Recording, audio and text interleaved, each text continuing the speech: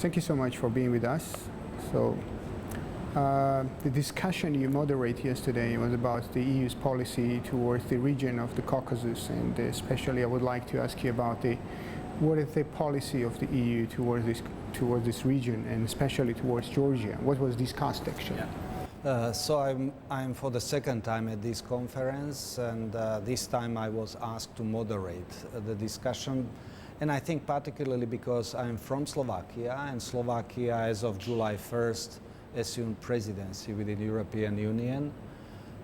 So for me it was very interesting to see how Georgia in these very sensitive times before elections discusses its geopolitical orientation.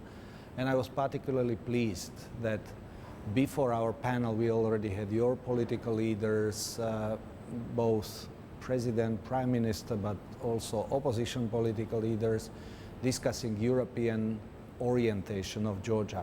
So as a moderator, I naturally opened it from the point of view whether there is consensus in Georgia vis-à-vis Ukrainian, vis-à-vis Ukrainian, Georgian and other Eastern Partnership countries' aspirations. And I think that from my panel, which I moderated on EU policies, it was obvious that EU, in spite of all difficulties connected with refugee crisis, Brexit, and all kinds of ups and downs, that further enlargement of European Union is not a dead project, that European Union still need to help countries which aspire to join European Union with their reforms. And key messages was that also Georgia is going through internal and external challenges, that the more you continue this dialogue with European Union, the better for the country, both in current circumstances but also in future. Yeah, okay. And recently in this week, the Libe committee of the EP discussed the Georgia's case regarding the visa liberalization, and we have some support from them. And what could we expect in the later this month? Can we get the visa-free entrance to the European Union? Yeah, I think that visa liberalization is always It is really very important for humans. Absolutely. Visa liberalization is basically an issue which tells people, not only political elites, but people of the given country, whether they are treated, viewed as part of the family. So I fully understand that visa liberalization for Georgia is of critical importance, not only for politicians, but for public citizens of this country. But currently within Europe, and I think that Georgia is on good path in this respect, but currently all this issue of visa liberalization is very sensitive, particularly it is connected with Turkey.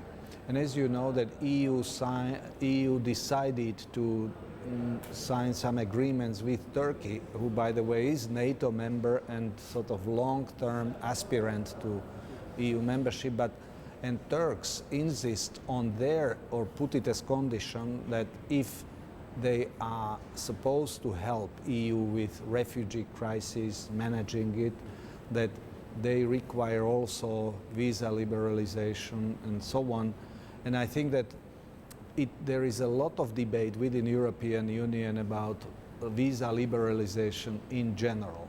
So I think that on one hand, Georgia is not a country which is posing any migration threat or security threat, but I think that at the end of the day, it will be political decision whether and how EU will be managing these relationships. So this is somehow connected with the Turkish? I think that whenever you speak nowadays, because today we are going through, we have to admit that the European Union is at crossroad. After Brexit, we are going through, for the first time, we never had this. Georgia wants to go in, and Britain, one of the key countries of EU, decided to get out. And for EU, nowadays, managing unity of EU and stopping further fragmentation of EU is of utmost importance. So for that reason, any dialogue about bringing a new country or deciding or opening up this membership debate. It's highly political things, and it is interconnected. So that is why for Georgia, I think that it is not only whether you are ready, whether you fulfilled all criteria, but sometimes it can be influenced also by debate within European Union. And just to remind you that on 16th of September, leaders of all EU member countries, except of Britain, so we will have extraordinary meeting of EU leaders, 27, not 28, because Britain already decided to leave at some point, that leaders will come to Bratislava to have extraordinary meeting or summit to discuss future of European Union. And I believe that for Georgia and Caucasus, countries of your region, it is very important that you shouldn't be put aside or forgotten while leaders will be thinking about future, because surely there are big issues, Turkey, Brexit, migration. Do you think that we are forgotten right now or not? Do we do our homework? Yes, I am a big friend of Georgia, and as a friend I can't go and be diplomatic and not giving you straight answer. I think that nowadays your country and your region is not top priority in European leadership mind. I think that you need to do much more, and particularly because before the 16th, because your foreign minister just visited Bratislava this weekend, last weekend, because foreign minister of Slovakia, Miroslav Lajčák, as a minister of country which has presidency, organized on-site meeting of foreign ministerial, just special lunch for ministers of Eastern Partnership countries, where your minister participated as well. But this was behind closed door meeting, where we do not know too much, but it was like attached to other bigger issues. So for that reason, I think that during Slovak 6 months presidency, it would be very important that your leadership, your diplomacy should be a little bit more, in good sense, aggressive and proactive in order to keep yourself with your demands and your requests on the minds of policymakers. On the other hand, I would like to ask you about the Europe itself.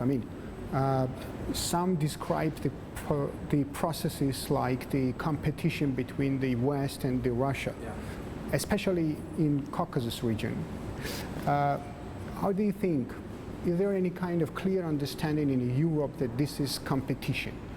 Yeah, I think that when I'm saying that many decisions about Georgia need to be viewed not only on the issue of merit of your achievements, but also broader picture. And whenever leaders of European Union are thinking about Georgia and steps towards your country, Russia needs to be calculated in. Surely we have to admit that it is this discussion and dialogue between you and EU, you are a sovereign country and so on, but political reality and geopolitics is influencing many decisions.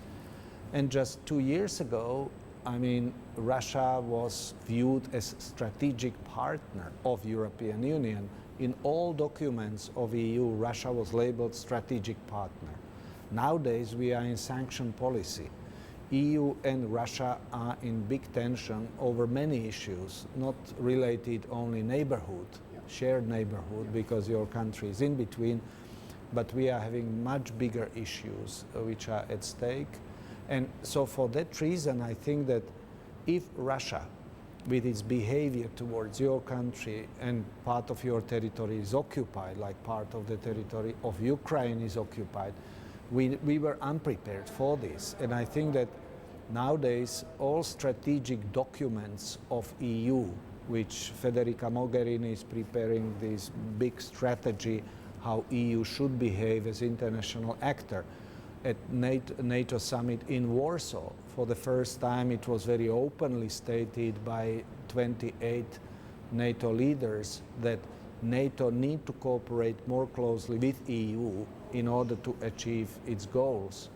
So from this point of view, I think that Russia is key factor both for European Union and NATO, meaning two organizations where Georgia would like to become a member at some point. Okay, do you think the strategy you mentioned answers this kind of this competition with Russia? I mean, is there any kind of clear vision of winning strategy with within this competition with Russia? I must admit that I would like to be more clarity and more robust and more clear-cut strategy towards Russia. I think that, again, my feeling is that EU, United States are not clear enough, and I think that the West, if we would call both EU and the United States, Canada and Democratic Alliance or transatlantic family, I think that we are not at best, we are not at peak of our performance. On the contrary, with this hit which we got in form of Brexit or goodbye or divorce process started with Britain, I think is putting a lot of challenges how to reform EU itself, how to divide roles between nation states and European institutions. So I think that we do not have clarity not only on a country like Russia, with which we are in very competitive and rather hostile relationship, but we need to answer many questions, how to keep house called European Union in order, and how to make it as a project which is appealing to citizens. Because what we see in our countries, that there are a lot of radical political groups which are emerging, and also Russian propaganda, which is active in your country. Russian propaganda created enormous shockwave also in our country, Slovakia included. I am very surprised that how vulnerable we are, that when Russian propaganda machinery started to operate in my country, I thought that it will not find fertile ground, but it did, both among politicians, not mainstream politicians, but among many, but also through social media in particular. It reaches out to people, and we have a lot of debate also in my home country, member of EU and member of NATO, that Russian narratives are squeezing in. So from this point of view, and we are not post-Soviet country like yours, so Russia is posing numerous challenges for European Union and for your country as well. And you are better experts on that, and we can learn from you. Yeah, and finally, about the future of the Europe. You mentioned 16th of September in a very important meeting of ministers and... No, this will be meeting of prime ministers. Yes. Yeah, better for them.